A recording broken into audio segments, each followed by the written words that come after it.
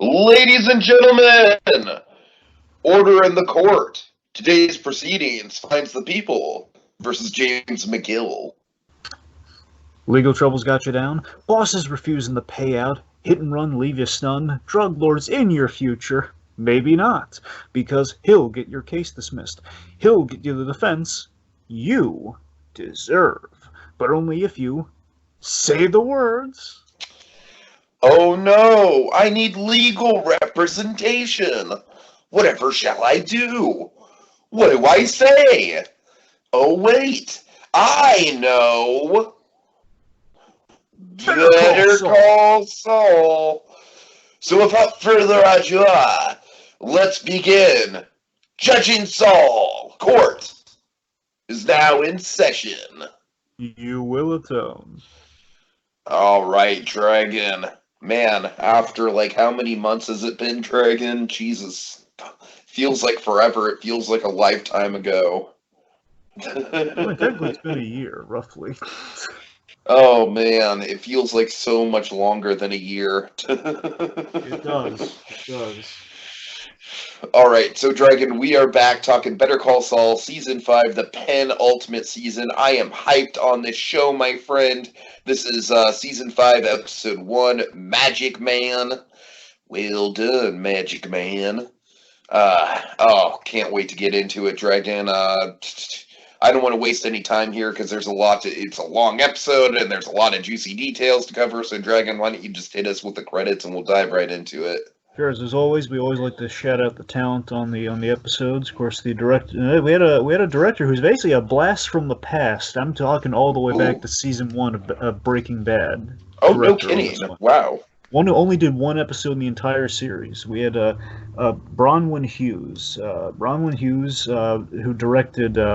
Who directed episode 6 of season 1, Crazy Handful of Nothing, famously the fulminated mercury shot. Uh-huh. That was this director. That's she did that one. Yes. Oh god. So the Fulton. This is not meth. This is not meth. Awesome. Okay. Anyway, so that's kind of the director we have on this one. The writer was Peter Gould. You know yes, of course. I noticed the pattern. The godfather of the good men himself. One could argue the father, and Vince Gilligan kind of the mother who birthed the whole thing into existence. Oh God! But you know what I mean. If you want to look at it like that, sure. That's what I'm saying, because Peter Gould again, he pitched the Saul Goodman character for that episode, and that was his baby. But again, brought to life through the Breaking Bad. That is Vince Gilligan's baby, so it's kind of a cool. Anyway, point being, Peter Gould. Dragon, at this point, I'm kind of just the lines are so blurred with the Albuquerque verse. I just kind of can just consider the Albuquerque verse as a whole to be the crime saga of our era, the best crime saga of the 21st century, and I just kind of leave it at that, honestly. I love it. But, I adore Peter Gould and his style. I love the man to pieces, and this is an interesting pattern, though. He's done all the opening episodes, all the season openers, with one exception. He's done Uno, he's done Mabel, he's done Smoke, but he did not do Switch for season 2. That's the only one he didn't do. That was a Schnauz special. A Schnauz special. Good old Tom Schnauz, who, by the way, medically he's on the mend. He didn't direct any episodes last season because he was sick, but he's all good now, and he's directing. And remember, Tom Schnauz gets season 6. Yes, but also remember Tom Schnauz. He does all the emotionally gripping episodes, Yeah. I'm very excited for some Schnauz. Okay. Anywho, so yeah, let's kick things off, folks. We're gonna start. We got a lot to cover here. Hashtag Gene Scene. Time for the Gene Scene. That's right. My God! Oh man, where do we start? Okay. Well, we start literally exactly where the last Gene Scene left off, where Gene gets out of the cab, paranoid as all get out. Yep, literally right where we left off. He's either walking a greater distance to the mall, or he's kind of dropped off a little, it's a little outside the mall because he has to get back to his car so he can get back home. But when he gets into his car, though, now he's just gripped with paranoia that may or may not be warranted. As basically he was in a cab that had like a little Albuquerque, the Albuquerque isotopes, a little air freshener. At this point, he knows this guy's from Albuquerque, and he's giving him kind of a stare of recognition, which we now know is a stare of recognition. So, Genie Boy goes home, He checks the Jimmy McGill box, which I called. That's going to be a big part of this season. He checks the Jimmy McGill box, which basically within this little shoebox that Saul Goodman kind of took as he was evacuating in quite a ride. Within this box, you have like the tape that started everything off, kind of reflecting back on the Better Call Saul days. Sure. Includes a bunch of photos, which I really got to freeze for. I hope we get a better look at those photos at some point. I really want to know. Like, I think I see you see some. I think it's the McGill brothers when they were kids. That's what I think. That's the closest thing I can make out of one of them. You see a young kid in there, which I can only assume is like a young Jimmy, perhaps. So, you have some photos, you have a tape, and you have the famous Band-Aid tin. Now, we saw the Band-Aid tin before, not just in the box, but we saw the origin of the Band-Aid tin in it contains the Kennedy half dollars, the Kennedy coins that they used for the scam, because he and Marco got it at the McGill family convenience store. So that's what it used to contain. But I was completely shocked, like, and find out what's actually contained in there now. So Gene, he returns home, he dumps out a whole mess of diamonds from the Band-Aid. Oh boy! Oh, someone call Adam Sandler. Funny. It's so funny you mention that because actually, it's kind of a fun nod to Marathon Man, another kind of like really tense kind of. Oh, okay. Anyway. Yeah, so Saul just hiding a bunch of diamonds, man. Like that's just kind of like a big reveal right out in front of us. Just like, okay, he's clearly got something up his sleeve. Also, a big hanging chad of a mystery we might see this season, where he got the diamonds from. Right, I suspect maybe from a client, or I mean, if you want to really go for it, maybe a heist that he partook in. I think more payment from a client, but we'll see. A certain seedy client that he might get directly involved in early on in the season, perhaps. Maybe.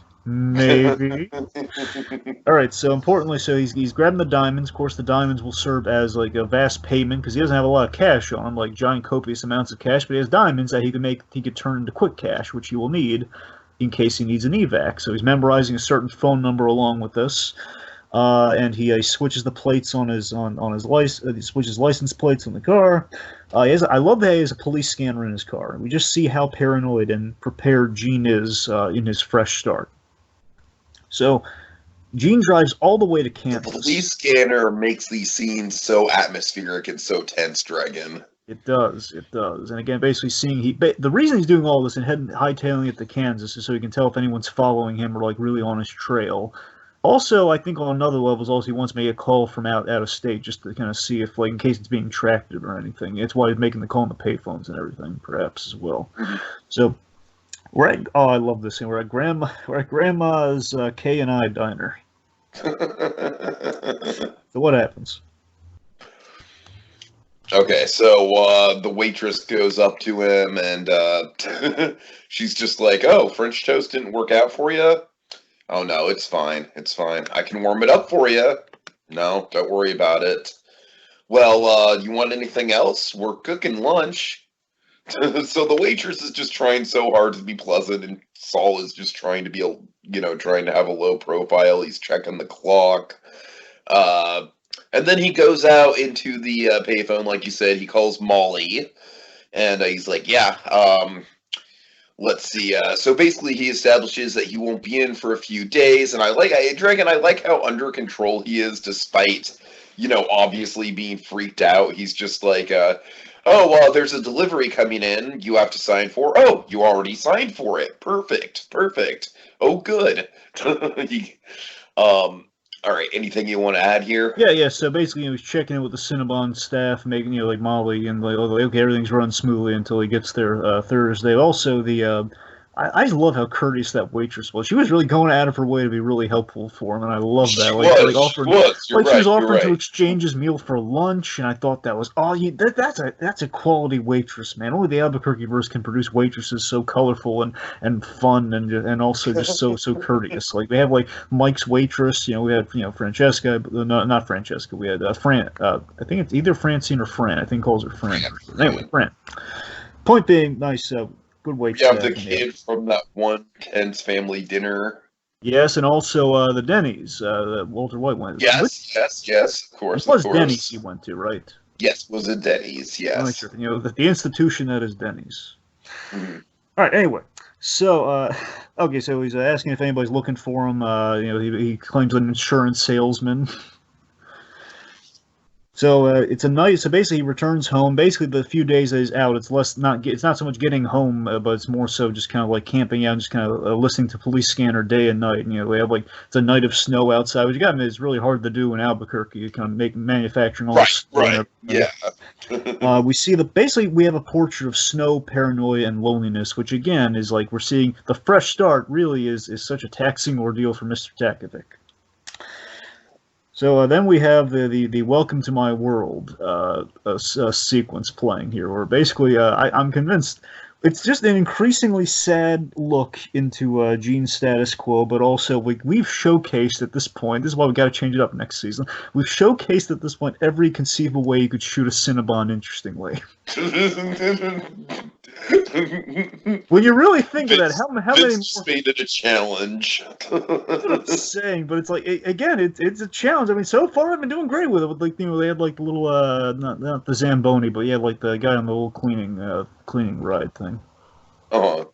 Anyway, so the point being, so again, we see yet another glimpse into Gene's sad status quo, where again it's just like, welcome to my world, just basically playing, just showing. It's like, oh god, just. Yeah. Let me come on in. Which is a great song. Dragon, you noticed the commercial? No, what was the commercial? Okay, there was a commercial that played, I believe, about halfway through the episode, where it was this song, but a bunch of like fucking Fortnite characters were playing. Singing it. I told you about this during the spec, where it's like, yeah, it's so odd that this song gets so much publicity while this is on the marketing. It's like Saul did it better. Saul did it infinitely better. Don't even get me started. Oh my god, that Fortnite thing was cringe. But seriously, I love that we've had this pattern of like all these great kind of Gene sequences with really great song choices. We've used the ink spots a couple times, and we have like Welcome to My World. It's great. Mm-hmm. Okay, so again, status quo. We've already seen all the Cinnabon stuff, and yet we go to lunch break. And again, last time we did this lunch break setup, it was season. But Gene, it's lunch. Exactly. So Gene's on his lunch break and doing the same thing too. Again, get a really kind of a guy in a rut here where he's eating a sandwich, and of course the trippy thing too is it's like again like last time we saw Gene was really probably like like a day before his hospital visit. So it's like it's been within a week all this Gene stuff's taken place when you really think about it, which is kind of trippy. Yeah, right. Like we've been seeing him. We've been seeing Gene for at least 5 years. Now 5 years, and yeah, it's only 6 years if you consider that year we took off. You know what? Yeah, that's what I'm saying. We've checked it like annually, but again, the annual thing is likely a week or at least half a week anyway. So Gene's on his lunch break, and he's reading that David Niven autobiography book. By the way, he's reading the David Niven autobiography, eating a sandwich. And then I love this, like the bench of doom for Gene. Every time he eats lunch on this bench, absolutely. It's like the X-Men. It's like the Wolverine, the X-Men bench, where like everyone goes to that bench to be sad at the X-Mansion. We do it here too, where it's just like so get a lawyer instead of that. He is spotted. Oh man, Dragon, this is arguably maybe the most tense scene in this show's history so far. I mean, next to the pill swap, this is the most tense scene I've ever seen. I don't know, man. I mean, the pill swap was tense, sure, but it's like we ultimately know how that's going to go down. True. Because it's prequel after all. Like with this, it's just like I was on the edge. I had no idea what was going to happen, man. I redact my statement. You're absolutely right there, because when you put it like the context, yes. So we have Jeff the cab driver. Oh God. Oh boy, Dragon, this is some Tarantino shit here, man. So I love the restrained panic and terror on Gene. It's so palpable and relatable because we've all been in a situation recognized by somebody, usually in a less and less. But like you said, we've been living in this guy's headspace and thinking about it and pondering about it. Of course, you and me and probably everyone else who's a fan of the show, our favorite scenes at the beginning of every season are the Gene scenes, Dragon. We salivate for the Gene scenes. We live and breathe the Gene scenes. We do. So we're in this guy's headspace, Dragon. So, and it's kind of the relatable thing everyone has about kind of being recognized by somebody you don't want to be recognized by. But with Gene, it's like times 10 of like, oh god, this is a bad thing right now. He's been just to be recognized, especially if you're in hiding. It's like times 10 for what Gene's going through right now. And I just love just how palpable and just like he doesn't know what to say. And you can see like he's like deer in a headlight, and it's like, oh god, it's the most tense thing you've ever seen. And then all the dialogue, the Tarantino-esque dialogue from Don Yes, Harvey here. yes. Like Tarantino dialogue has the shot, like the close-ups, and oh man, if you wanted the how stunt it's cast, you get like Michael Madsen or somebody in sure, this scene. You know? So we have Don Harvey. Now Don Harvey, by the way, he's done bit roles and other things, but I actually know him from Batman Beyond. He's done voiceover work for Batman really. Beyond and the DCA. He was Chucko from Batman Beyond. He was like the fat clown on the pink tutu. That's him. Anyway, so point being, Don Harvey, he's kind of you recognize he's a character actor, I guess is the way you put it. Anyway, so Don Harvey.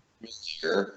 Yeah, because that's the thing. I love that it's like the same guy. It's not just like they cast a different guy. It's like the same cab driver from like I love the continuity with the Gene stuff. Anyway, so basically, Jeff here is a fan of kind of the local Albuquerque celebrity that was Saul Goodman. Because remember, Walter Jr., he was geeking out over seeing Saul Goodman. Yeah, right. Again, Saul Goodman had the funny commercials, even if he didn't go for the business. They had like the laughable commercials. He was kind of a celebrity. And again, we're seeing that being built up right now in the past, which is kind of fun. So from the days he lived with his ex in Albuquerque, and it was like, oh yeah, I mean, it's you, isn't it? I love that he doesn't say the name. It's just it's you. It's almost like Jesse Woody from Toy Story. It's you.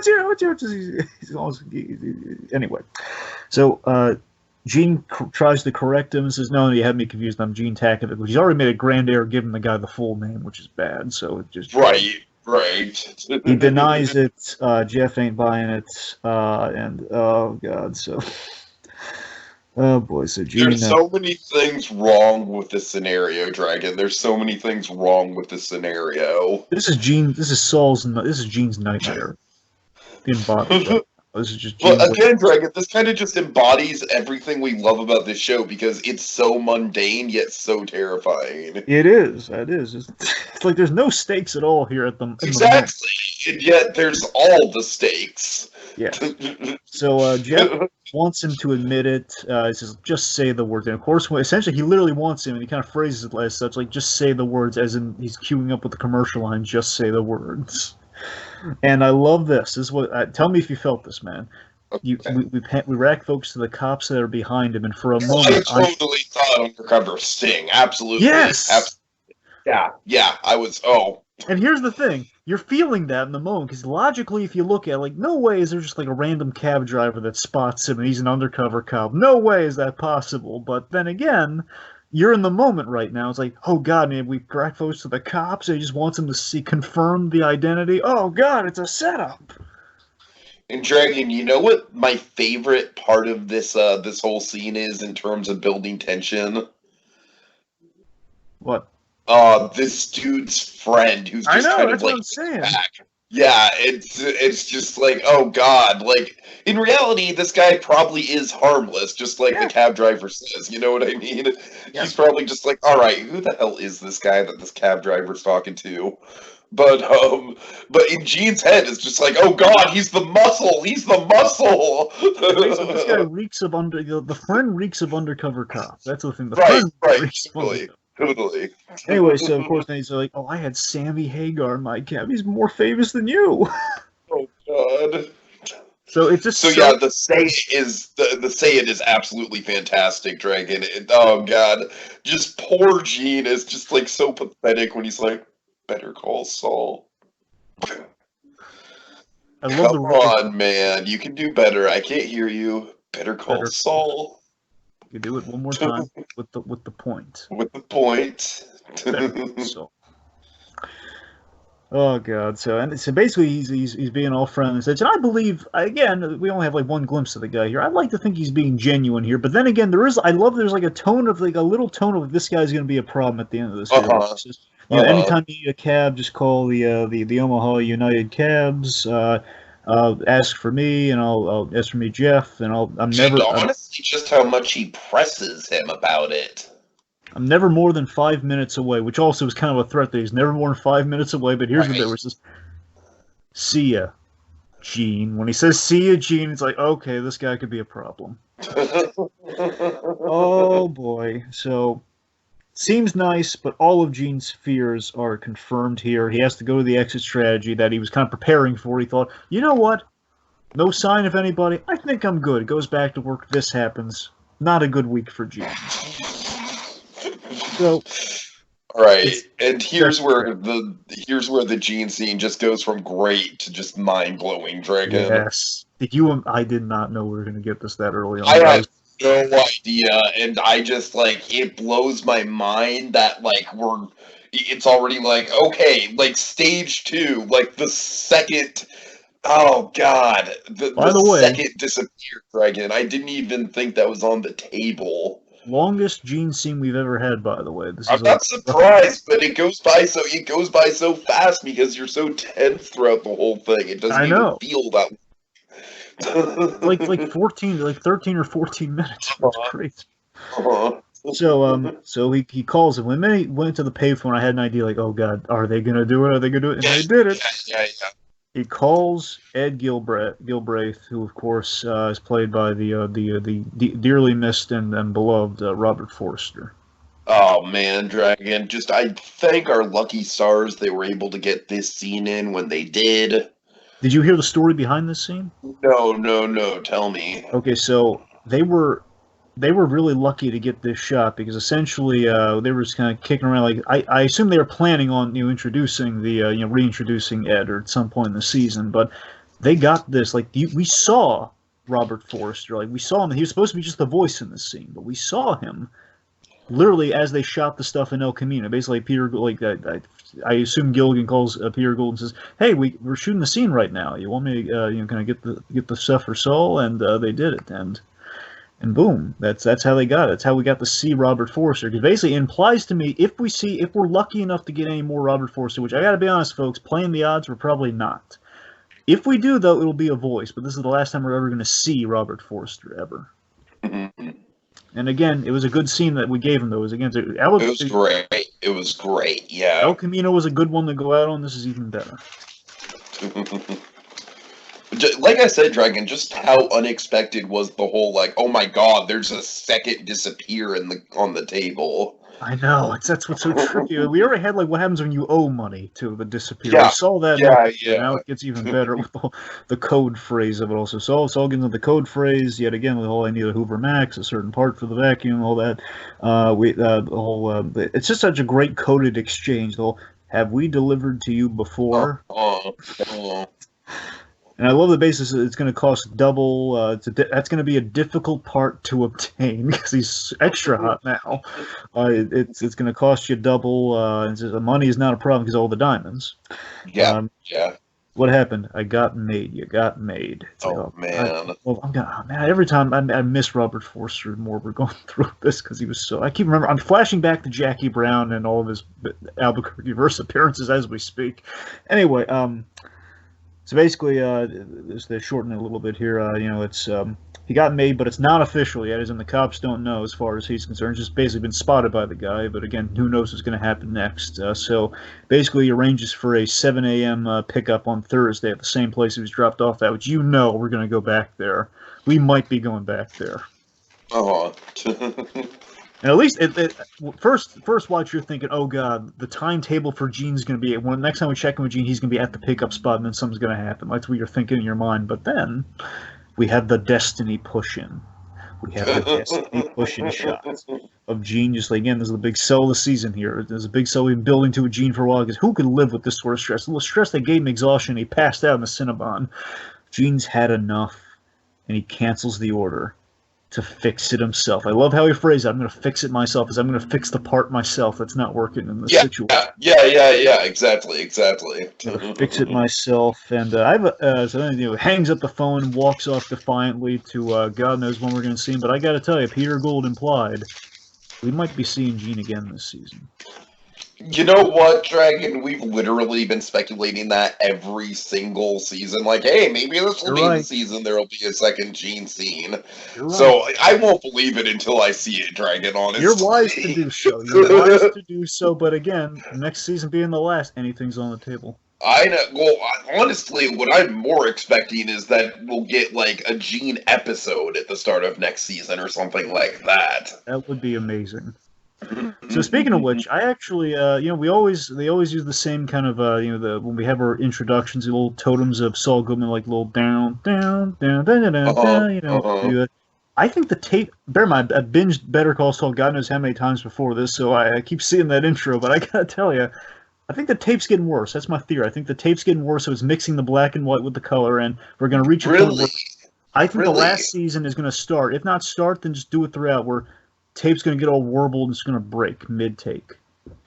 Oh man, that's interesting. So literally, the worlds are gonna collide. Uh, And that might give some credence to your Kim Wexler theory about the whole reunion. Point being, the two worlds colliding. That's my theory with the tape. After this season's gonna, next season's gonna be where we're gonna break the tape in the first episode or something. okay. Okay. Now we're back. We're back where we left off in the past. All right, so Jimmy is getting his paperwork done to become Saul Goodman. Dragon, let me just say, man, this is just kind of as a thesis statement to all this Jimmy and Kim stuff. I am so floored at the fact that Saul Goodman is here, and it's terrifying, Dragon. It's terrifying. It's like, I don't want it, but I love it. You know what I mean? Oh, I know. And I just think that the show has just done such a master stroke of slow build and slow tension to get us to this point. Where, I mean, we keep saying this, we keep heaping on the praise, but I think it just needs to be said once again. Because, Dragon, we need to basically just have like a eulogy for Jimmy McGill. Jimmy McGill, by all intents and purposes, as far as I'm concerned, is dead. Really. Like, there's no going back from this. We are not going to see the good-natured male boy Jimmy McGill anymore in this show at all. Unless it's in flashback. I think you're right, but here's the kicker for me. You're absolutely right that, again, Jimmy McGill, metaphorically is dead, but the really kind of Shakespearean thing we have coming, like maybe like in episode 7, of course, tradition in Saul, episode 7 and 9 are the biggies. Mm-hmm. Maybe in 7, it's going to be the realization that he's dead. It's going to be Saul Goodman realizing that Jimmy McGill is dead. That's the big Shakespearean moment we got to get to. That's what we're building towards right now. That Jimmy's dead and buried at the end of 4, but he doesn't know it yet. That's what's tragic. Oh yeah. Oh yeah. Speaking of which, so again, Jimmy's basically filing the paperwork. I love that we literally pick up where like he walked into like the little office to get the paperwork, where Kim was just left in the wings waiting. Now she's walking to him. She's walking down a hallway that we left her in. So we pick up with Jimmy's getting his paperwork for the basically get his license back and the kind of the name change on said license. Jimmy acknowledges, and I love this. This is. I'm sorry, man. I won't lose myself too much here. This is all good stuff. So Jimmy is acknowledging to Kim, yeah, I know this is all going a little too fast, and he explains the why to Kim. He explains the logic of this name change to Kim. It was just literally, sidelined by the whole thing last season. The whole Saul Goodman. You can't just leave it at Saul Goodman. There has to be a little bit of follow-up after that, which is what we have here, where basically all the skells know me as Saul Goodman, and why they're not going to call Jimmy McGill. If I stay Saul Goodman, they're going to recognize both parties as the same guy. It basically means I didn't waste a year for nothing. So basically, Jimmy's just trying to get that time that he was delayed. He's a whole season's worth back. He's acknowledging it just hit him in the moment. Essentially, destiny just hit him in the moment, and he knows. And Jimmy's never been fully self-confident. Jimmy's always had the ambition. Oh, he's so sure in this point. That's why I think that Jimmy McGill is dead, because you're right, Jimmy does not have this ambition. Saul Goodman has this ambition. Saul Goodman has this confidence. Jimmy was Charlie Hustle. He had to get up and go for sure. Right, He tried. Don't get me wrong, but I'm saying he was always questioning it along the way. There's the moments of doubt. This guy has no doubt at all. It's going to work, Kim. And he's hyped as all get out. But I love this. He takes a moment. This is what's genius about all this. He takes a moment and he asks him, is there an angle that he's not seeing here? Is there like a reason he shouldn't? There's like, he's willing to slow his roll here. Look, Kim, I know this is all coming a little faster. If you want me to slow my roll, if you think I should, I'll come back some other time. And the big thing we gotta say at the beginning, episode 1 of all the stuff we're doing here, is that the big thesis thing that's been teased by the creators this season, that this is the telltale season of Better Call Saul. Last season was the Rorschach season. This season's the telltale season, where every decision will have a huge consequence or a huge kind of like a domino effect. And this is the second big decision of the telltale season. The first big decision was with Ed on the phone. It was with the vacuum, was with the whole I'll fix it myself. That's the first major decision. Now, the one that we have kind of in our past right here is this whole decision that Kim makes, where Kim makes the choice to support Jimmy and tells him to go for it. And again, she's caught in the whirlwind, so I love how I identify with Kim. And she's caught in the whirlwind. She's making decisions out of like she's going. I feel the runner of this episode is that Kim is going with the emotional decision, where Jimmy's going with the logical decision, which again is kind of robbed of the humanity. Saul Goodman's making the logical choice, like the whole name change. Kim's going with the emotion, where she supports Jimmy, but she can't for life or process what Saul Goodman is yet. I mean, Ray Seahorn is just doing such a great job of just like she wants to be supportive, but she can't be. You used to imagine Ray Seahorn walking down a hall. Oh, I'm sorry, take it, go on. No, go ahead. Sorry. Like Ray Seahorn's like walking down a hallway and she trips. Like, oh man, what did I trip over? Oh, it's an Emmy. Oh God.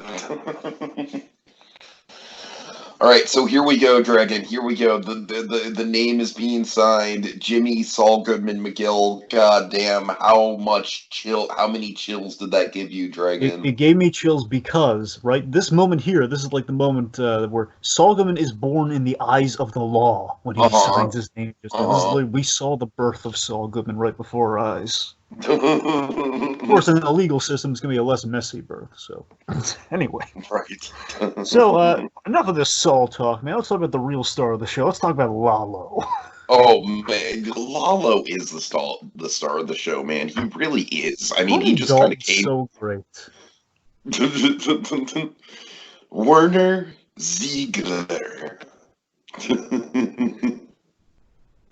So Lalo, he's mulling over Fring's game and the whole in El Michoacano, which, by the way, my little fan theory, I like to think that Lalo selected El Michoacan as their base because he's making all the tacos. I like to think he chose that taco business. Well, we know through the behind the scenes how enthusiastic he is about hand making the tacos, Dragon. I mean, I'm sure he's back there himself assisting with the taco making. We know that, but I'm saying I think in the first place he's the one who suggested getting that front. Maybe he worked at that place once. I don't know. I like to think that's why he picked El Michoacan because of the taco love that he shares. Anyway, so the point being, we're in El Michoacan, which basically is where the Salamancas hang out these days since the ice cream place went up in smoke. So he says, did you know there are 27 Zieglers in Germany? Well, ask Mrs. Ziegler, 26. That's a morbid joke, man. That's why you love Lalo. You love to hate Lalo. It's like, oh, God, he's so charming, but still. So Nacho, he's asking Nacho, like, do you know, like, who do you know in the business? Did you hear about Werner Ziegler? He says, no, the only two are Michael. He only knows the names Victor and Tyrus. Now, importantly, though, if you think back, it's not quite a lie. He's never heard Mike's name. Yeah, that's true. That's true. He could probably figure it out, though, if I'm being honest. He could probably put it together, especially with the description, but he's not technically lying. I only know Victor and Tyrus from Gus's operation. Michael, no Werner Ziegler. Yep. I love the staging of this, too, by the way. I love how Lalo is, like, with his little blue shoes and everything. Nice blue shoes, too, by the way. He's just chilling off to the side as we have, like, the setup operation where, we have the collection process of the Salamancas. You have the two guys, you have, Domingo getting the money, and you have Nacho presiding over the affair. But Lalo's, as he is, throughout all of this and the end of last season, Lalo is the observer. He's the smart Salamanca off to the side, making everybody uncomfortable like the boss is watching. It really makes you that's the tension of Lalo. He feeds so well into the Albuquerque, into Better Call Saul style. Oh yeah. So he's just asking around like Werner Ziegler. You ever hear of that guy? What about Michael? A guy named Michael. Old gringo. Nothing. So Nacho. So then, basically, as Lalo's asking around here, he learns about this someone stepping on the product, and Nacho basically informs him that some scales are complaining that the product is being stepped on, which he shouldn't put a lot of stock into it, which leads to show me. I love it's not an intimidating show me like Hector Salamanca, which it's a very pleasant show me. Like Hector Salamanca used to be, show me, you idiot, show me. Where Lalo's is like, show me. Show me. Let's go on a ride. So we're going on a little field trip to meet our new friends Arlo and Mouse. Oh God. So basically, we get another look into maybe not all. It's probably not the operation, but one of a few of the operations the Salamancas have going on. For basically, they have kind of like a house that kind of distributes in this neck of the woods. Right. We just kind of it's just like kind of like an avatar for how the business is run in general, essentially. Sure, but maybe it's like if you look at kind of the franchising without kind of the classy Pollos Hermanos of it all, like kind of the franchising of the Salamanca business model is that, yeah, this is probably not the best location. You know, it's kind of a rundown kind of building that it's not well decorated on the inside. Just like it's kind of this really spacious, like it's too much space and they can never use. Like it's not Tuco's place. Tuco's place was really nice. The way Tuco kind of had it. Bear in mind, he did beat his clients half to death sometimes, but still, it was a nice place. Oh. Before it got blown up with fulminated mercury. Anyway, I'm sorry, I'm drifting off here. My point is, so basically the way it operates is going to be important going forward, I'm sure. We see that you walk up to the door, the product is basically you go up to Otis. I'm sorry, you go up to not Otis. You go up to Arlo. You go up to Arlo. You give them money, and basically the product is dropped down this rain gutter, and that's how you collect it. That's how it works. Yeah, the rain gutter is going to be very important in the future. Make note of that rain gutter.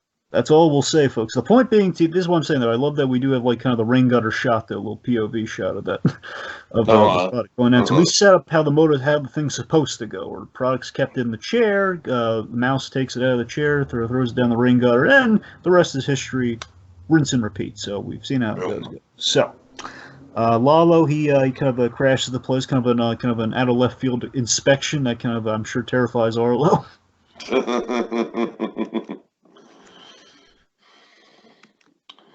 All right, so yeah, Lalo just kind of like bursts in. He's like, "So, where's all the stuff, man?" Finds the product in the chair. Basically, Lalo sifts through the product. Yeah, I love how just like he's so business like. He just starts instantly like just going through it. Yeah, and I love that again, Lalo he's the smartest Salamanca we've ever met. Where he's basically he can tell. He samples a little bit of it, just a little bit. He's not like Tuco, like literally sampling the whole thing, but it's just tasting just enough to figure out, okay, this stuff is not ours, which means this stuff is good. This stuff not ours, man. Yep, which means we're gonna go to the chicken farm later. Oh God, field trip, Nacho, field trip. We'll like stop and get some tacos along the way. Like a demented version of the Magic School Bus, but with the Oh God. Right. I'm still trying to get my Lalo voice down, Dragon. It's going to take me a couple episodes to perfect it. It will. Meanwhile, and I love this, and I caught this on my rewatch. Better Call Saul, like the whole JMM bag, which I love how this came back. So Jimmy's opening Kim's gifts that she was preparing for him when she got the big episode 9 call. So he opens up the first bag is it's a monogram bag with JMM, which I'm sure is going to come back later this season.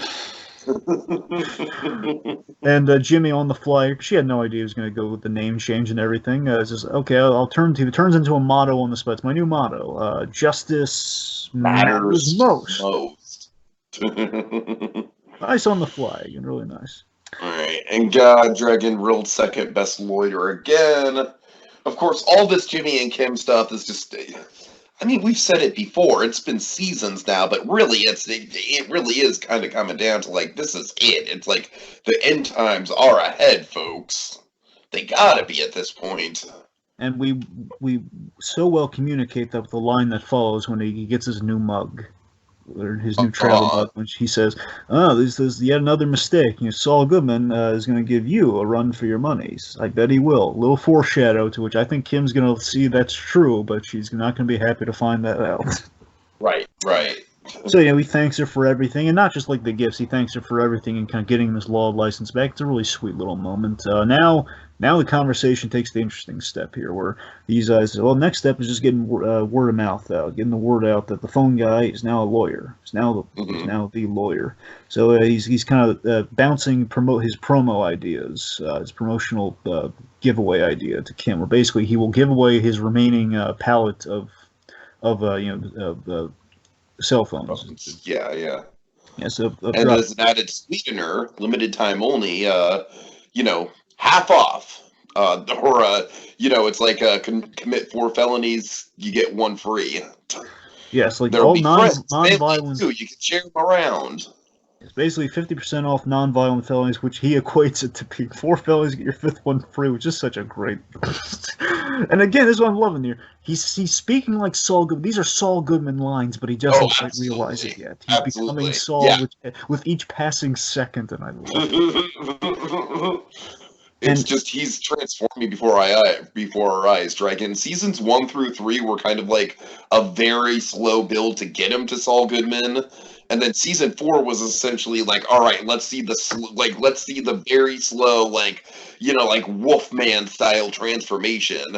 And then this is like he is the Wolfman dragon, but he doesn't realize he's the Wolfman yet, and he doesn't realize how much damage he's causing as the Wolfman. so Does that make any sense? no. I get what you're saying. It's maybe a little bit more Jekyll Hyde, like kind of kind of a monster with an addiction sort of thing. But sure. Right.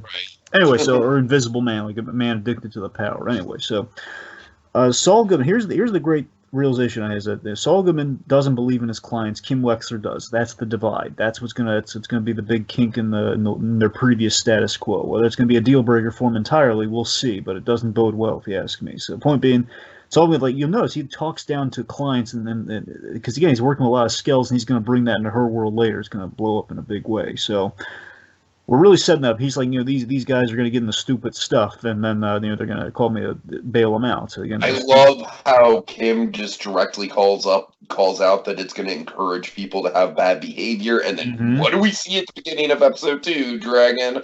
Don't want to have too much emphasis on episode 2, but that's what you get when they air the episodes back to back. Yeah, exactly. So that's what I'm saying. All this is I just love how we're tying things in here. So then we have the I love there's also an ice cream thing too, which I can't get into too much. Oh dear God, yeah. But I love this. I love that we're having like celebratory ice cream, and like you want sprinkles? I'll have some. I want sprinkles. So she's concerned about how it's going to look, just kind of like bouncing back on him.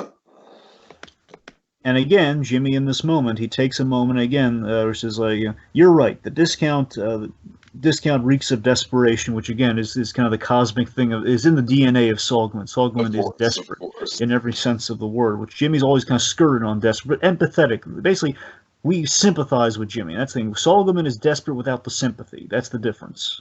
Mm-hmm. Where he's a guy, he's desperate for a buck, where Jimmy McGill is desperate for success because of the whole brother issue and so on and so forth, where you can't help but like him. Okay, so Kim, let's see. So basically, Kim in this moment, she has her new role spelled out for her. That's the big thing Ray Seahorn's doing this. I love how it's not a Rorschach season, but I love how we're seeing such a relatable. We've all been here in Kim's shoes, where we don't always know how to feel. Sometimes we have to kind of go on an adventure before we learn how we feel. Totally, right.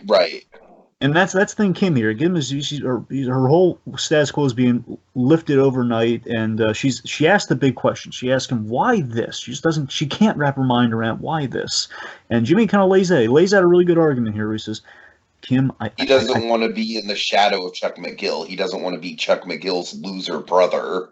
Exactly, and that name is burned. Which, of course, given where we're at with the Gene story, that name is burned. Nice foreshadowing, but also I love how Jimmy is confusing vulnerability with weakness in this moment here. He's confusing all the stuff we loved about Jimmy McGill as a weakness and the McGill name as a whole. Absolutely. If you think about this, Tiki, the McGill name, look at the three, well, you could say 3 generations because Chuck is older than Jimmy, but let's just say the three ages, 3 McGills.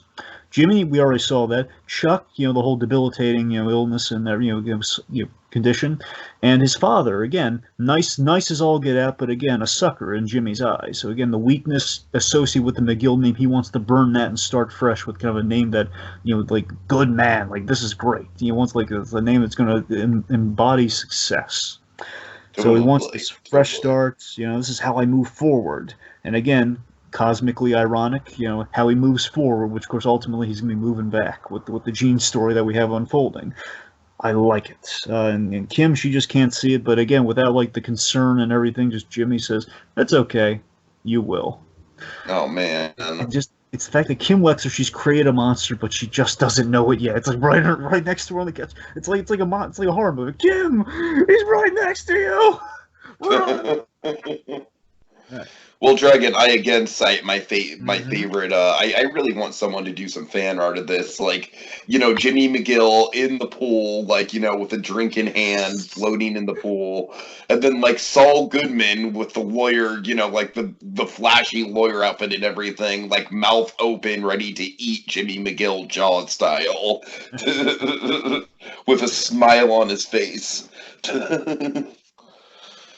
All right, Right. so Lalo's taking a field trip to the chicken farm. Yeah, it's not like in Mr. Rogers. We learn how the chicken Oh farm operates. God! It's not one of those. I mean, This is a honestly, I think if it was up to Lalo, there'd be some of that within it. Because I think Lalo is genuinely interested in the ins and outs of the chicken That's my farm, favorite Dragon. thing about Lalo. Every time he goes to, it's like basically, I think Lalo, the creed that Lalo lives by is, what, while I'm there attending the business and being generally intimidated, I like to learn a little something. Right, right, right.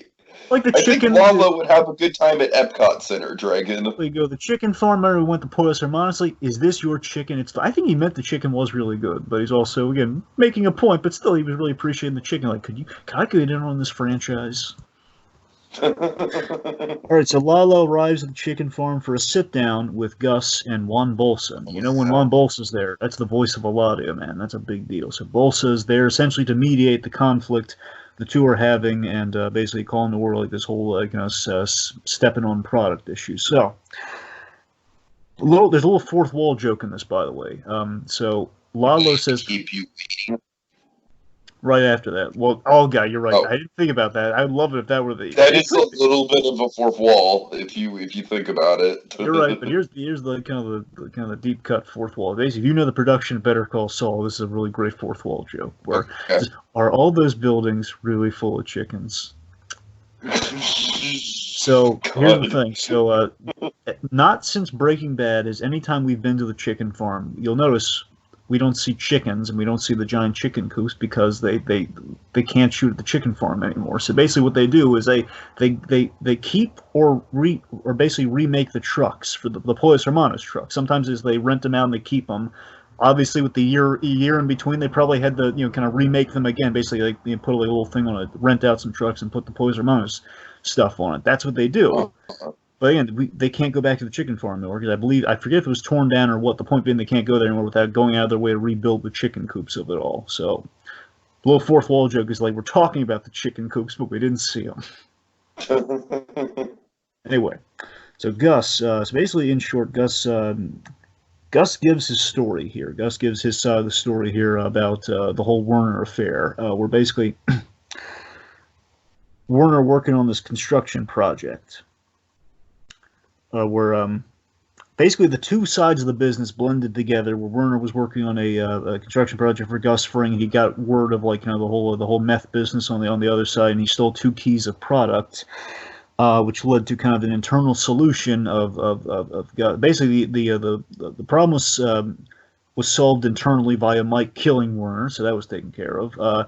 But however, to supplement the lost product, Gus went to kind of some outside people within Albuquerque, buying product from somebody else to compensate for the loss of the two keys, which he deeply regrets, and he sincerely apologizes. And it's a Gus Fring sincere apology. He looks at her like dead-eyed, and I love how we see Gus For Fring. that, I am ashamed. For that, I apologize sincerely.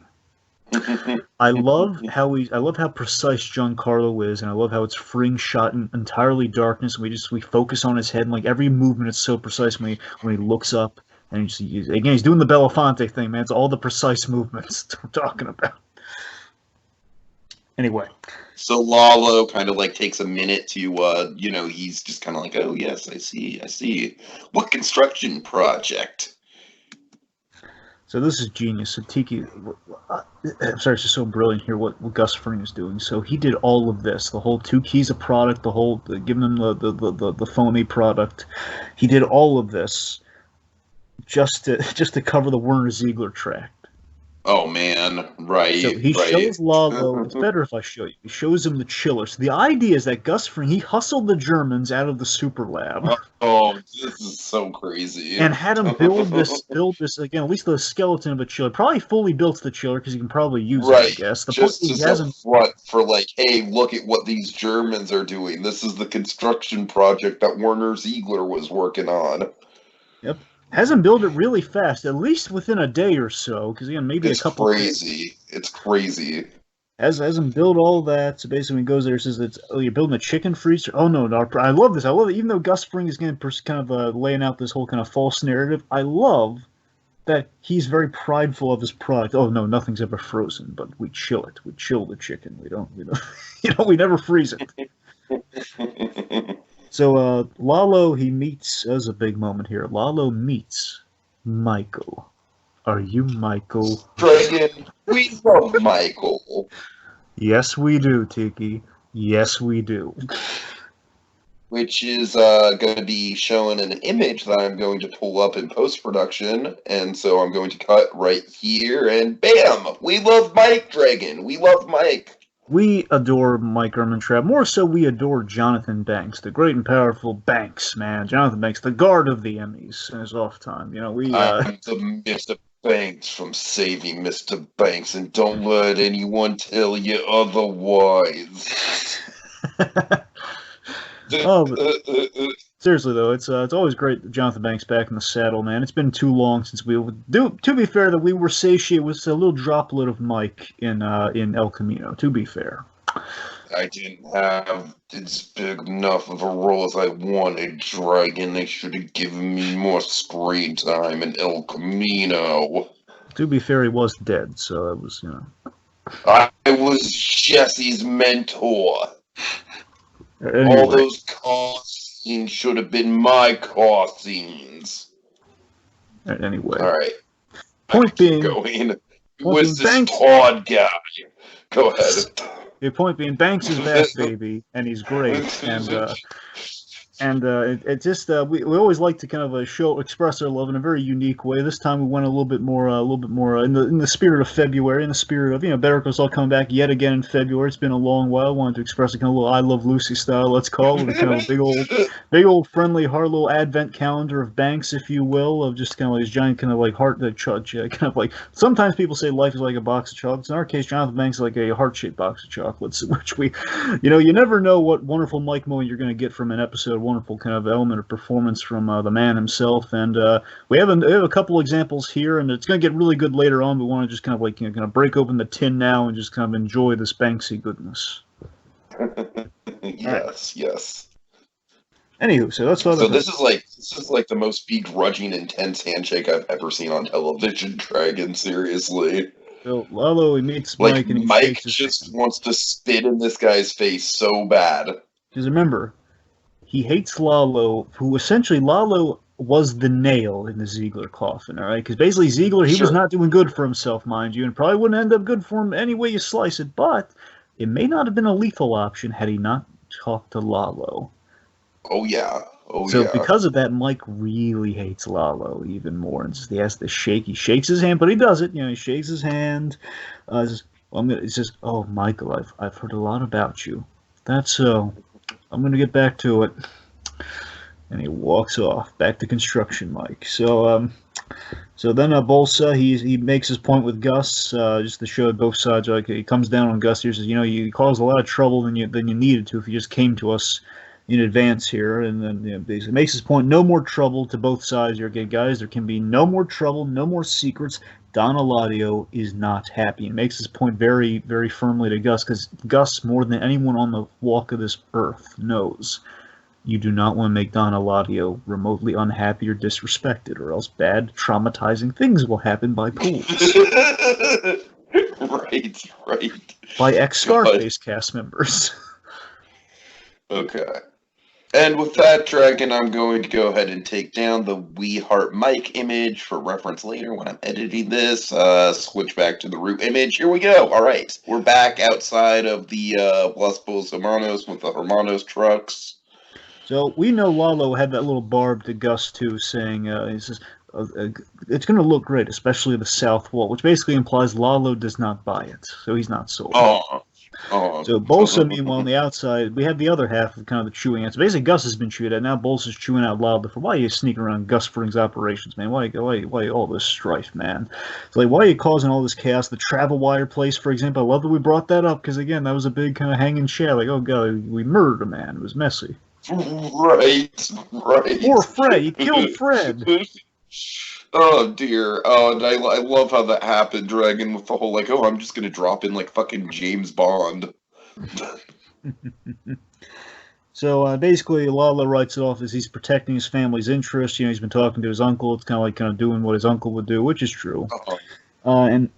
And he believes Gus is holding a grudge with Hector, especially after. And this is interesting phrasing, which we'll see if your theory holds any water. The whole like shooting his boyfriend, which yeah, no, the cartel is always making fun. I don't think it's a theory. I really don't even think it's a theory at this point. But well, I'm just saying, like we don't have much to go in there. It's implied, but we never have had it confirmed. I'm just saying that the cartel always makes fun by calling him his boyfriend. That's because the cartel is really insensitive.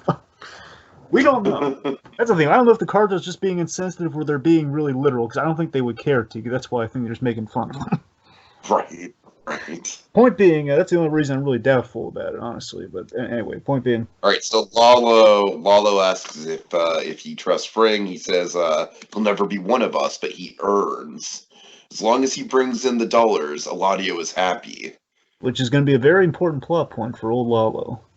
Oh yeah. Also, big thing was teased up here. Big thing was teed up. The business, it's all business with Gus Fring. What about Santiago? Is that all business of something happened in Santiago, which I think we're going to see in a flashback later this season. Interesting. Anyway, so as long as he brings in the money, Eladio's happy. Which, of course, Eladio being happy, it's much worse than if Huel's not happy. Like, Huel, are you happy reasonably? Eladio, if he's not happy, it's Sabrosito, man. It's not going to go well.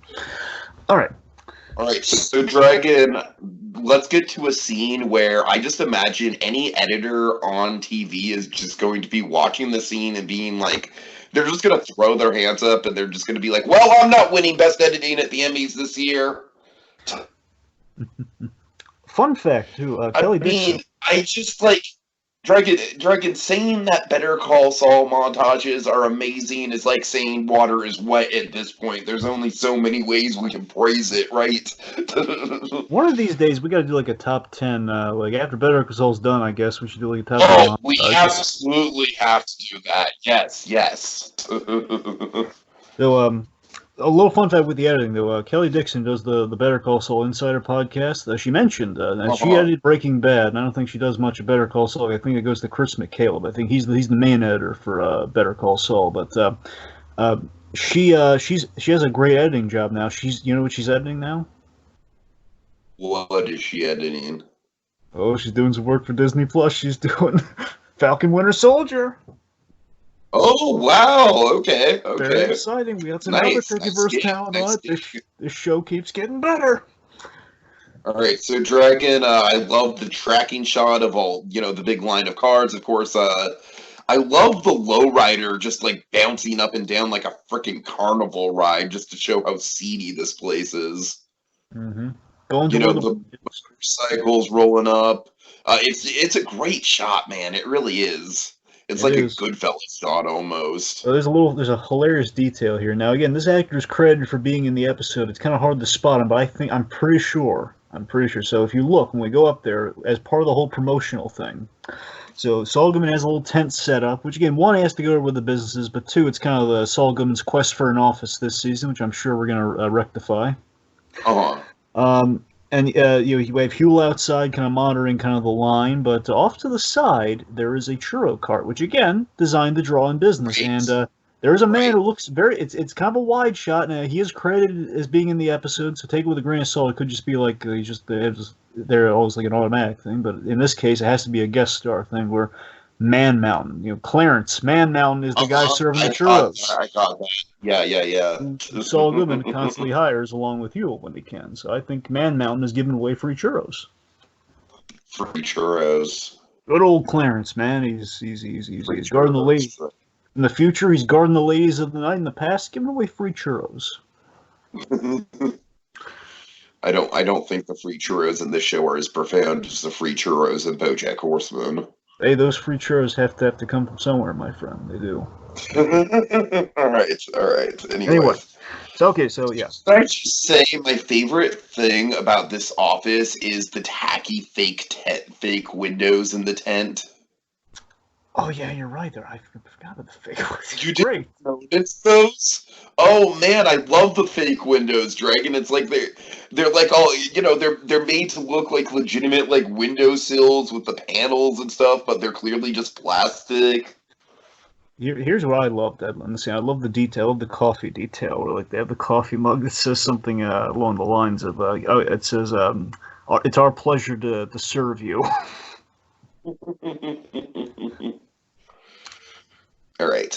So, God, I mean, can we just kind of cover this montage in one fell swoop? Because if we were here, like cherry picking Yeah. details, we'd be here all night.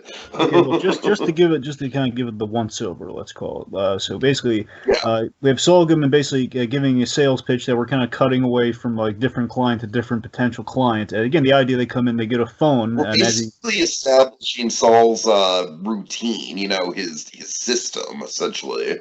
yes, and again, the way promotion works, you have a prospective client, he kind of gets a read on him, tries to sell him on himself, but the reason they're there is for the phone, which he says, hey, I love the little detail on the phone. It has like there's a little line he put on the phone that draws your attention to the pre-programmed number on the speed dial for number 1, which is his number, and explains what that means.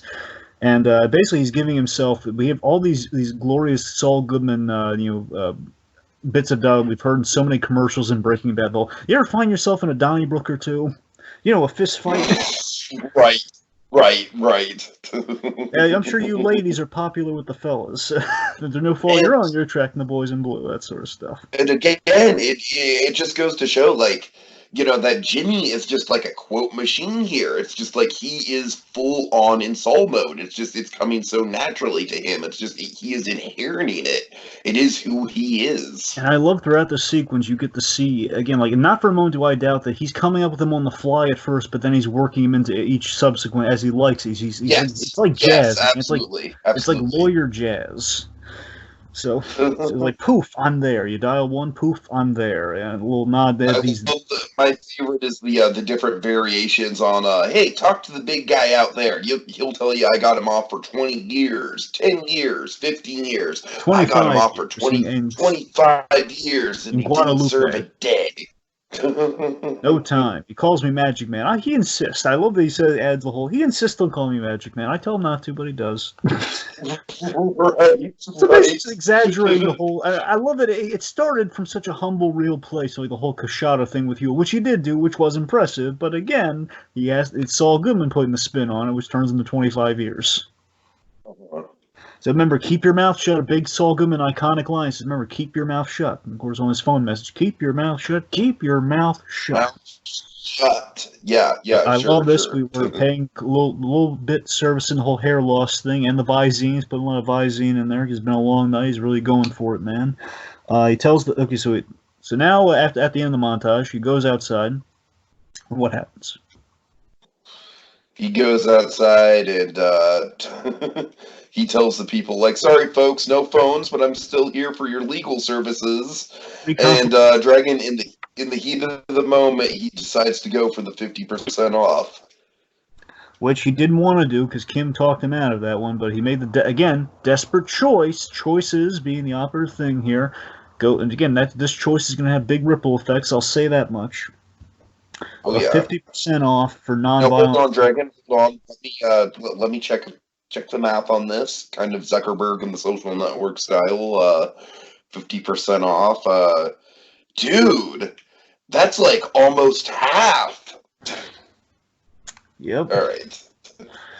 So 50% off for non-violent felonies for the first 2 weeks. For 2 weeks, non-violent felonies have off. All right. So again, we're showing how Saul Goodman built a business. In the salesman versus the lawyer, which is Jimmy McGill, salesman, which is Saul Goodman, and then we have the line from Huel that kind of caps it off really nicely. Well done, Magic Man. Yes. Okay. Meanwhile, oh, here's a great. This is why Jonathan Banks gets Dragon, it. there's a moment in this I was so happy for you about, and I Yeah. think you know what it is. Oh, I know. I know. We're gonna get there. We'll get there. We'll get there. We'll build it up. We'll build it up. So again, folks, this is why It's like Jonathan if that Banks. guy had one moment, Dragon, if that guy had one moment to shine, it was that, and it was great. He does, he does. So, folks, if you ever wonder why we have like a whole We Heart Mike segment, the scenes like this is why. These are why we have We Heart Mike segments, you know. Okay, so Mike sends the Germans home because the idea is that, as he kind of tells the gang here, the job is half done, but they've been paid in full. Not obviously not a word, and again, they will they'll be counted on to return to work once the work calls upon them. Essentially, they're kind of on retainer. If they speak a word, there will be consequences. That is for sure. And of course, they're all kind of terrified because all they know is Werner. They've been told Werner went home, but for all I love how we know straight up. There's no ambiguity about it that they know that Werner has been killed. I love that. They've been told that. They're not beating around the bush about that. And remember, this is what's so sad is that again. On the rewatch, Better Call Saul, you kind of make this realization that Ziegler, the reason he just wasn't content with the reason he had to see his wife is because again he's the old married guy in the group, or the rest of them are like the young boys that he, or the young guys that he brought in. They're all just they're content just in singles world. Take them to a strip club, they'll be fine. Once in a while they'll be fine. Where again that separation, that's he was kind of the father figure to that group in a sense, and with him gone, there's like they all love the guy to some extent. They did. Now, so they're all given instructions as to how to return home very carefully, much like how the French guy was brought over from the last episode. The idea get into a van, you have the bag put on your head. In this case, they're all given very specific instructions to head to different airports. Basically, they have to go a really long drive in different cars, go to the airports, and in order to fly home, which would be a really arduous trip, by the way. It's a really long trip to work for Gus Fring. Right. So again, all these guys who were brought by Ziegler now leaving without the man who brought them all together. So we have a very scared Kai. Remember, Kai was the rambunctious guy. Kai is the reason a lot of things went south. Not the ultimate reason things went south, but again, Kai was not helping. I would say Kai is also kind of the ultimate red herring. Mm-hmm. He was the red herring. You're absolutely right. You never in a million years would have suspected Warner would have gone south, but Kai. Absolutely. All right, so Kai, what happens with Kai, Tiki? Oh God! So Kai basically is just like, he essentially plays the scared card, Dragon. He's like, we'll never say a word. And, he throws in a line, he thinks he's doing it to gain Mike's respect, but he basically does the opposite of, like, it had to be done. He was a good man, but he was soft. And then, bam, zoom, straight to the face. Yep, Jonathan Banks, he loves, like, punching a guy in the, as they say, Jonathan Banks loves punching a guy in the heart. He does. Just bam. Punches him. Kai goes down. And he kind of scurries away, and then here we go. Here's the man here. Now, Dragon, that Kai moment. That was a very satisfying Mike moment. It was. Very We've always wanted to see Kai get punched. All right. Well, let's bring Mike down a peg, Dragon. Let's emotionally punch Mike. Yeah. So, all right, so Dragon, I want you to hype up this guy. I want you to give these people like the elevator pitch for those who don't know your story with this actor. Okay, so amongst the Germans, when they were casting the Germans, they get as many real Germans as they could, but they can't fly out all Germans because it would be really pricey. Pretty much as Gus Fring had to shell out. So that's why we have Ziegler, actual German actor, and maybe two or maybe a couple others. But we went to kind of a Russian actor, and then Stefan Kapusek. Now, Mr. Kapusek, I love this guy. I have had the pleasure of meeting this actor. He of course, I think most people will know him as the voice of Colossus in Deadpool. And I met him, and he was the nicest can be. Remember me all 3 days I went to the convention that I met him at. God. I wrote you wove such a good story with him. I did, because I wrote him a thank you note very profound, because again, the Deadpool movie really touches my heart, and I wrote him a letter. thing because he read in front of me practically, and it was like, he was just very as lovely as can be. I checked in with him like on the second day just to say hi. So it was really nice. Nice. Anyway, so point being, so I remember when I learned that he was Ken. This is before I met him before he was announced for Better Call Saul, and I was like, oh god, he's going to be in Better Call Saul, and it was even better. I was really hyped for him. And Casper did have kind of a pivotal role in season 2. It didn't have much of a performance role, but it was more like he's the guy who made a mistake in something stupid, like the whole Jimmy and Kim side of something stupid. He made a mistake in the job where basically he knocked down that pole, which kind of caused the delay and caused everybody to get a little stir crazy. That's true. Which essentially kind of delayed things more. The point is, he kind of set up the domino effect. So Casper felt bad about it anyway. So Casper, but drives in, like, if we want one acting moment from this guy, just one moment to hang our hats on and be like, God damn it, I am glad that actor was in that show.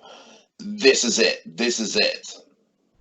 Yes, so it's like Kapusek. He walks up to Jonathan Banks, and the idea you're thinking of like another Man Mountain thing, or oh god, you're thinking for a moment it's like gonna be like he walks up to him, and then you think John Banks is like yeah, and of course he's gonna be scared off and go like Man Mountain from way back in Pimento. Oh. That doesn't happen, folks. That doesn't happen. This is even better because you remember Mike is feeling terrible about himself for having to kill his friend, and Casper has the perfect line here. He walks up to him, says, "Yeah," says, "He was worth 50 of you." Oh God! And I love that Banks doesn't even have to say anything in this moment. I love just seeing Banks take it. Yeah. He takes it because he'll take lumps from him, but not from He knows he's right. He knows he's right. Like Kai's insulting the memory of Werner, and Mike can't abide by that. But Casper, he's like, he was worth 50 of you, and Mike knows it. And again, remember, Mike. Just to put in context, but it's very important. So it's been years since Mike's killed. Last time he killed somebody was the men who killed his son. Those are bad guys. And Mike, from as far as we know, Mike has never killed a innocent person, or at least a good person. Like again, Ziegler, essentially he was innocent. He was brought in to do a kind of a seedy job, but he was an innocent guy. He wasn't hurting anybody. He wasn't doing things strictly illegal. He was brought in for a job, but he was paid under the table. So, and again, nice guy. He just wanted to see his wife, and Mike killed him for Gus Fring, and that's ringing in Mike's ears big time. Speaking of which, let's see the ramifications of that. So we're in the chiller, which, by the way, I love that the chiller is a symbol for the lie as well as Werner's death, because remember, Fring put all this on Ziegler. The whole Ziegler lie is this whole chiller thing that is built like anyway. So it's a nice symbol. Sure. All right. So yes, we're in the chiller, and essentially, Gus is asking Mike's opinion on if the Germans are going to do what they're told, and and Mike's essentially saying like, yeah, I think so. I think we scared them. Yeah, so basically giving a little status report on both sides here. The Germans are on the plane. They're going to keep their mouth shut. The laundry is sealed for the time being. The laundry is half completed. Again, we're 3 years away from Breaking Bad, kids. Once now, Gus makes this very clear, and again, this is for kind of tracking the progress of the super lab for the kids out there. Once Lalo is dealt with, and he will be dealt with. I love that delivery by Giancarlo right there. Fring just hates Lalo so much because again, Fring had this perfectly laid out plan, even with the Ziegler fix. Lalo's just complicated everything so much. He's like a little persistent thorn in Gus Fring's side that he'll work through, but he doesn't want it. He hates that he has to work through it. Mike confirms. Right. On the flip side here, so basically construction is going to resume once Lalo's dealt with. They're going to essentially Gus Fring is going to go through all of this. He's going to fly all of them back or other people back, and they will be paid. Mike will be paid in the meantime. Basically, he'll be on retainer, which Mike then confirms the whole thing with Mrs. Ziegler. I love it. He confirms this before he gives his response to the whole retainer at all. So Mike confirms that Mrs. Ziegler was told by. Basically, he gets the confirmation from Gus. Gus says, as you specified, Mrs. Ziegler was told by lawyers. You spent a day with her. I love that detail. Like, the lawyers didn't just callously tell her and move on. They stayed the whole day with her, explaining everything and comforting her. That as per your instructions, he was killed in a construction-related accident. They gave him the story, and then the funeral was held like yesterday, and or something. The funeral was held, and she was, of course, compensated. And they have this really tense bit here, man. compensated. And then Gus Fring has his great lenses. If I were, I would choose my next words very carefully if I were you. Oh yeah. Oh yeah. Because I mean, Gus Fring's gone really out of his way to really kind of abide by Mike. And Gus Fring does have kind of an ethical sense, like how business is done. He cares about business in the end. He would have probably done most of this on his own. Mike made sure he went the extra mile with it. So Gus is like, okay, buddy, I think we're on good. Let's not push it here. So Mike, at this point, he just doesn't care. And what is Mike's response to? What's Mike's response to Gus Fring here? You keep your goddamn retainer. And he walks off like, consequences be darned, like Gus Fring. Basically, he's not necessarily saying, no, I'm not going to work for Gus Fring, but he's saying, don't call me in for a couple days, essentially. It's like, keep your retainer. I'm not on your payroll, as in, like, just he's throwing consequences to the wind right now because I killed Ziegler. I've done something really bad. You know what? I've done bad things in my life with my son. Kill me. I don't care.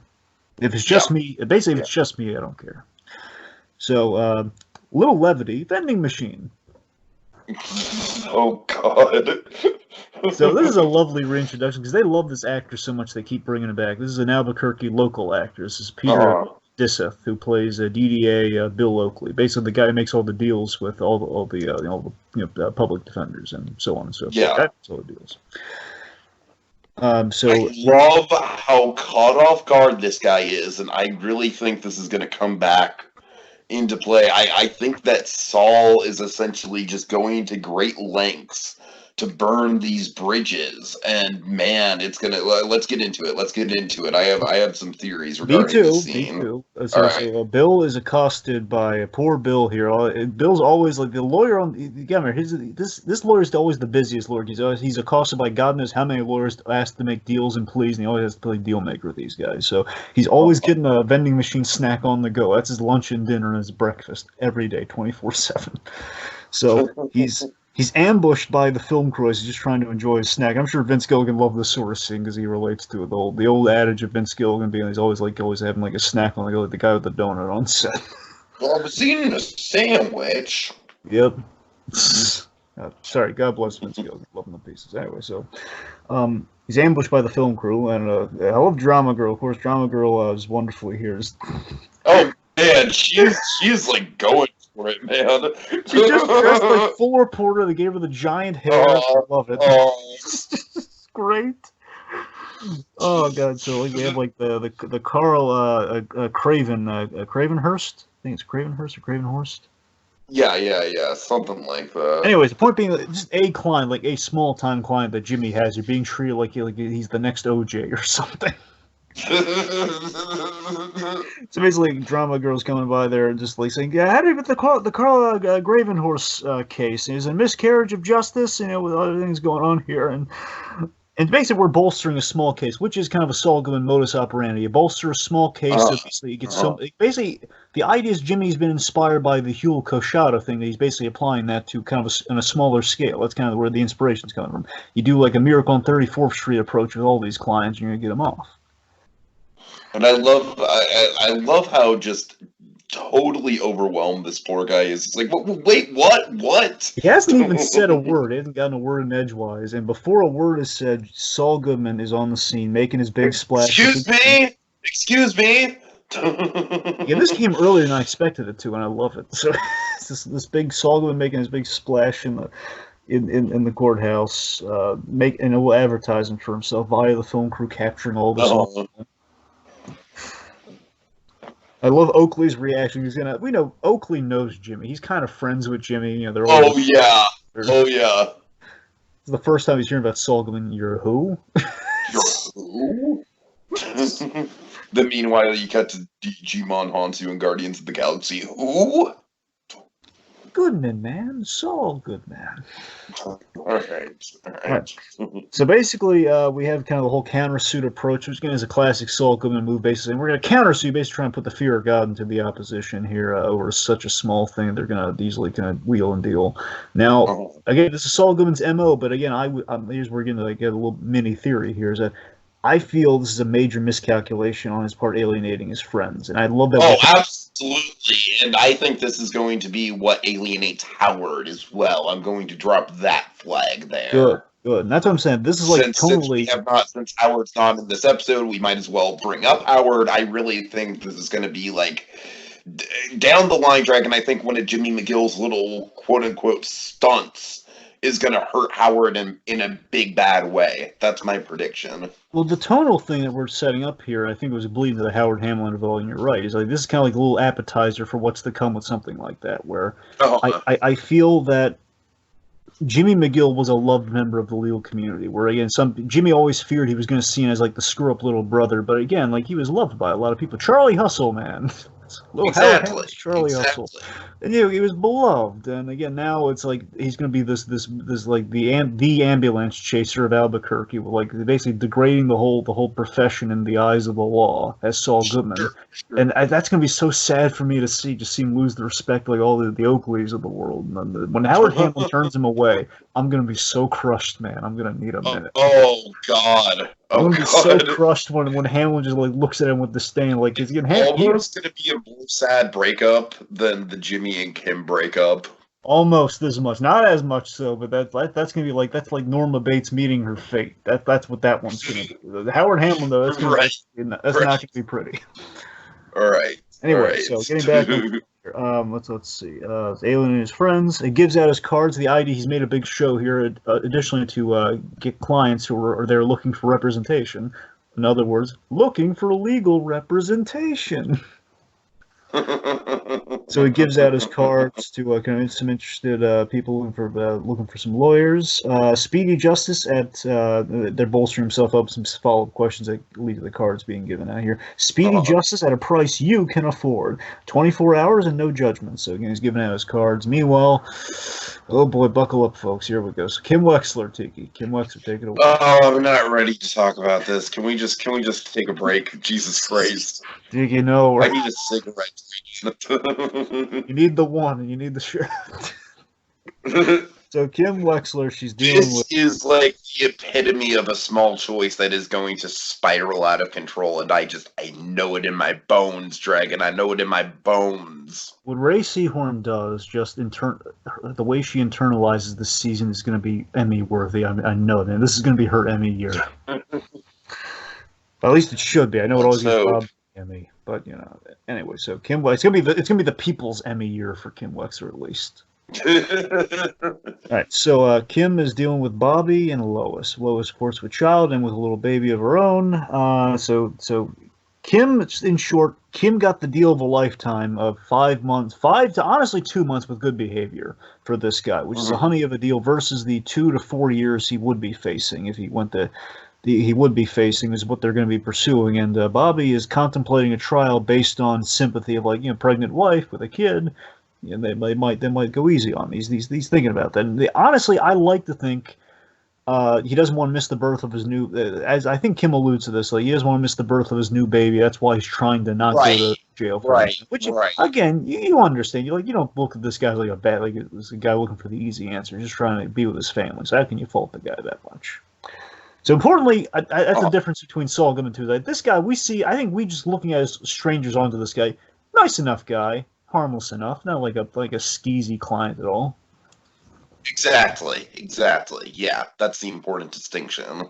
Yes. So maybe made a couple poor choices that landed him in a bad situation, but definitely not like a 50% off. That's almost half. All right, so exactly, precisely. Anyway, so the point being, going for a trial would be very disastrous, as Kim is advising against this, but they're really gun-ho about, let's go to trial, man, again, after this honey of a deal is presented to him. So, meanwhile, Jimmy enters, and Kim basically fills him in like he's asking about, hey, you want that new vending machine has new sandwiches, man, the talk of the building.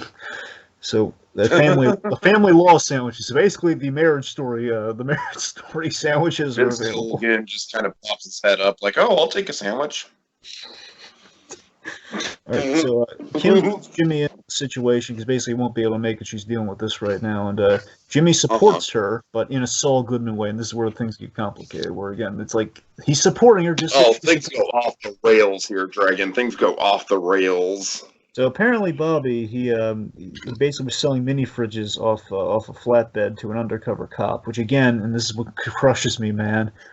Saul Goodman has no sense of empathy here, where he's just like, Jimmy was in the exact same situation. Like, Huel was in almost an identical situation. You know what I'm saying? Like, small mistakes, costly mistakes in trying to make a living. In his case, selling cell phones. In this guy's case, mini fridges. But again, he just has no empathy. He's calling him a moron, calling him an idiot, calling him also. He's insulting the client so much. That's what's so sad about this. Yeah. And then Jimmy echoes the line that Gene says, "I can fix this." And this is like the great the circular element of "I can fix this," where he basically proposes the old DA gambit, the old DA scam, where basically he taints the thing that they love most. He taints the slipping Kimmy of it all, but in at work, which is not cool. Where he basically he pretends to be a boisterous DA, makes the deal a little bit more appetizing. That's it in short. So. He's really pushy about going about it. He's really pushy, pushing it, saying like, "Yo, come on, Kim, we can do it." The guy's, he's stupid. He'll go for it. And scamming a client is where Kim Wexler draws the line. And again, Jimmy. Now this is what's fascinating, Tiki. Jimmy's making a valid point, saying we're using our powers for good. This is what we do at Mesa Verde. Yes, he is. And so many other cases. Again, they did kind of bring it into the workplace of that whole the whole blueprint gambit from last season. But he's a little too pushy, and then she just says back off. And this is like the most tense, second most tense scene we've ever had with Kim Wexler and Jimmy McGill, where we had that whole like, you're always down, Jimmy, emotionally honest. But this is the only time she's been really defensive against Jimmy. It's like back off.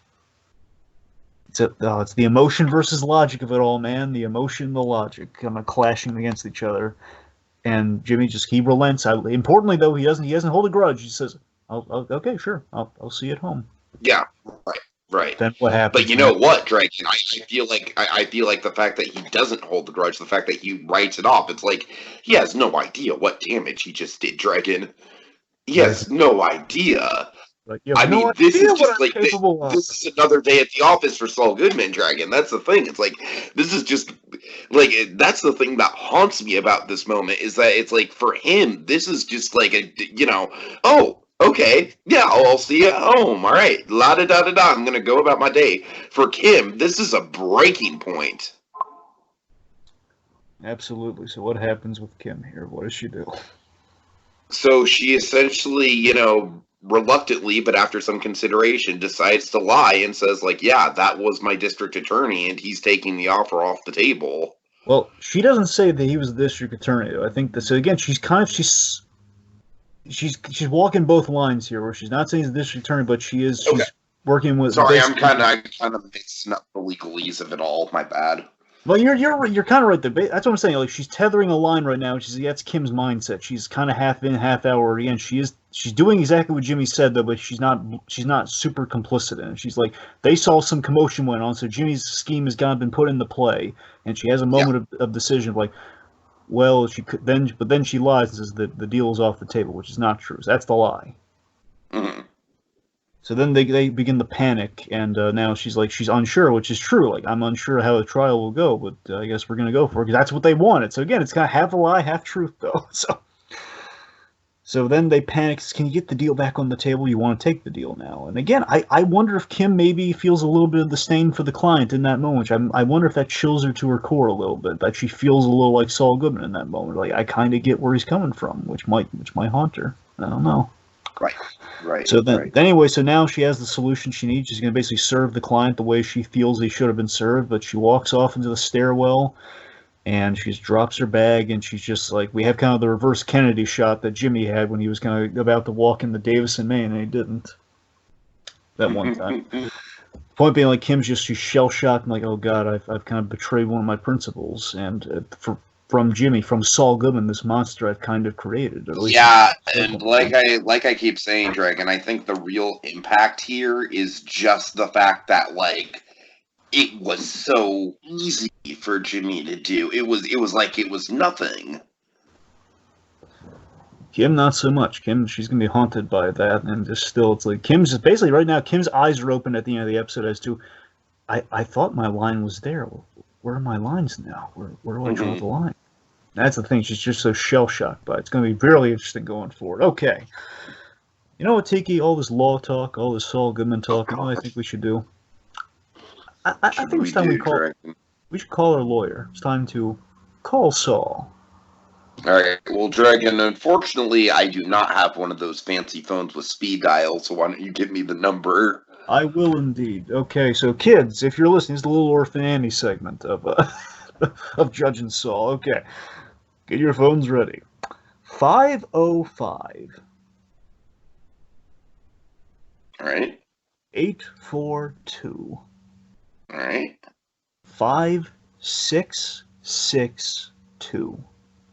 Okay.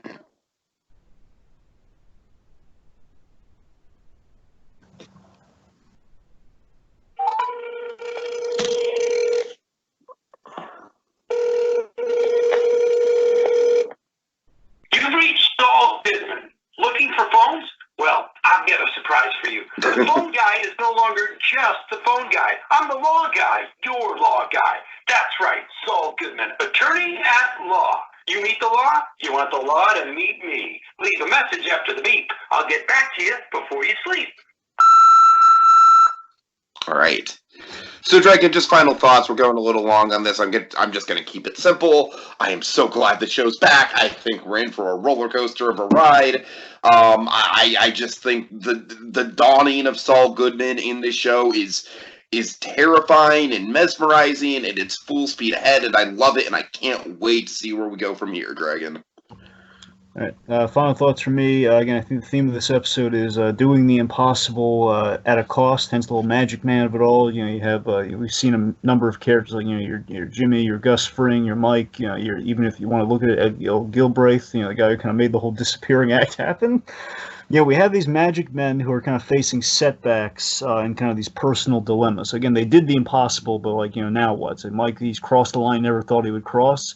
Kim's kind of on the same path as well.